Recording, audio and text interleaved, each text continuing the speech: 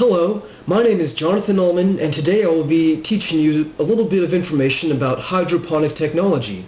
Now, the word hydroponics is derived from the Greek words hydro and ponos. Hydro meaning water and ponos meaning labor or water working.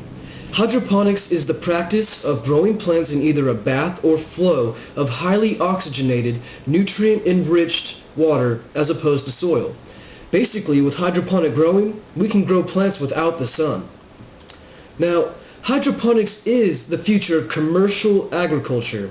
Advanced hydroponics technology grows vegetation at nearly 300% the normal rate.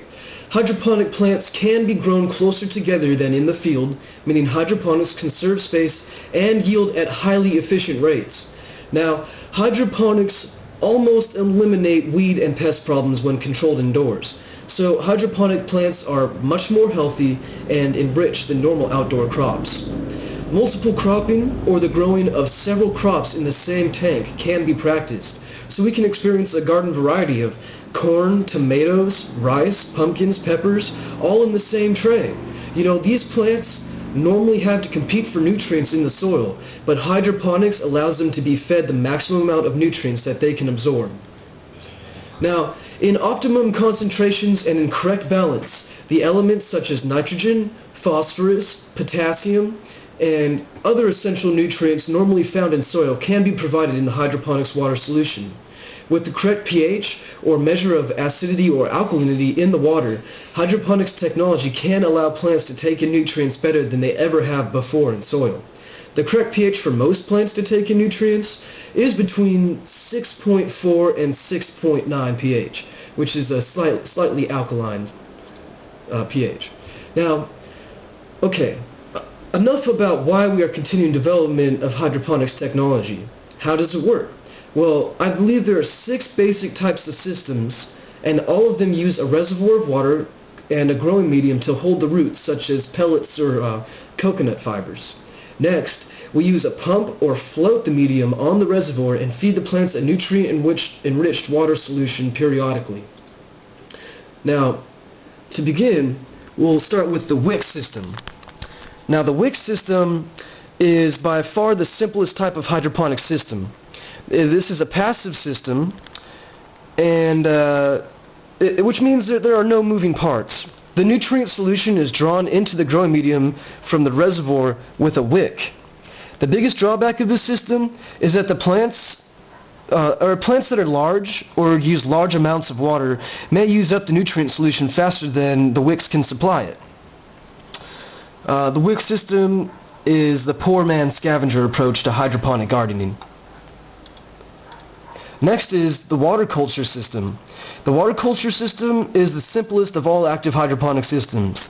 The platform that holds the plants is usually made of styrofoam and floats directly on the nutrient solution. An air pump supplies air to the air stone that bubbles the nutrient solution and supplies oxygen to the roots of the plants. Water culture is the system of choice for growing leaf lettuce, which are fast-growing, water-loving plants, making them an ideal choice for this type of hydroponic system. Very few plants other than lettuce will do well in this type of system, but the hydroponic, the water culture system is it's very popular in classrooms and with teachers because it's very inexpensive, it's very simple, and it can be made out of an old aquarium or some other kind of watertight container. The biggest drawback of this kind of system is that it doesn't work well with large plants or long-term plants. Now, on to my personal favorite is the ebb and flow system. It works by temporarily flooding the grow tray with nutrient solution and then draining the solution back into the reservoir. This action is normally done with a submerged pump that is connected to a timer. Now, when the timer turns the pump on, nutrient solution is pumped into the growing tray. When the timer shuts the pump off, the nutrient solution flows back into the reservoir. The timer is set to come on several different times a day depending on the size and type of plants, and also the temperature and the humidity, and the type of growing medium used. The ebb and flow is a versatile system that can be used with a variety of growing mediums. The entire grow tray can be filled with grow rocks, gravel, or granule rock wool, and many people like to use individual pots filled with growing medium because it makes it easier to move the plants around or even move them in or out of the system. The main disadvantage of this type of system is that with some types of growing medium, there's a vulnerability to power outages as well as pump and timer failures, so the roots can dry out quickly when the watering cycles are interrupted. But this problem can be relieved somewhat by using growing media that retains more water, such as coconut fibers of vermiculite or rock wool. Now next is probably the most common and widely used system is the drip system. And operation is simple. A timer controls a submerged pump, and the timer turns the pump on and the nutrient solution is dripped onto the base of each plant by a small drip line. In a recovery drip system, the excess nutrient solution that runs off is collected back in the reservoir for reuse. And a recovery system uses nutrient solution a bit more efficiently as excess solution is reused. This allows for the use of a more inexpensive timer because a recovery system doesn't require precise control of the watering cycles.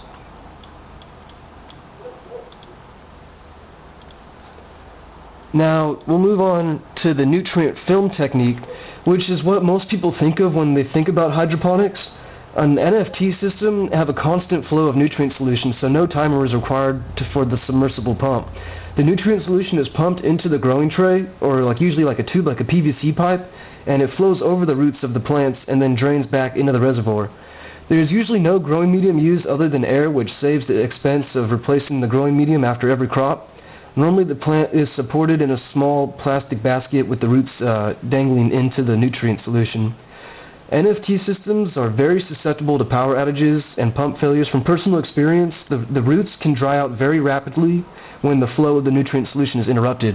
So the NFT system needs a constant supply of water flow. Now, onto the most technologically advanced system is the aeroponic system. It's the most high-tech hydroponic gardening. Like the NFT system, the growing medium is primarily air. The roots hang into the air and are misted with the nutrient solution. Now, the mistings are usually done every 15 minutes because the roots are exposed to air and they can dry out rapidly if the misting cycles are interrupted.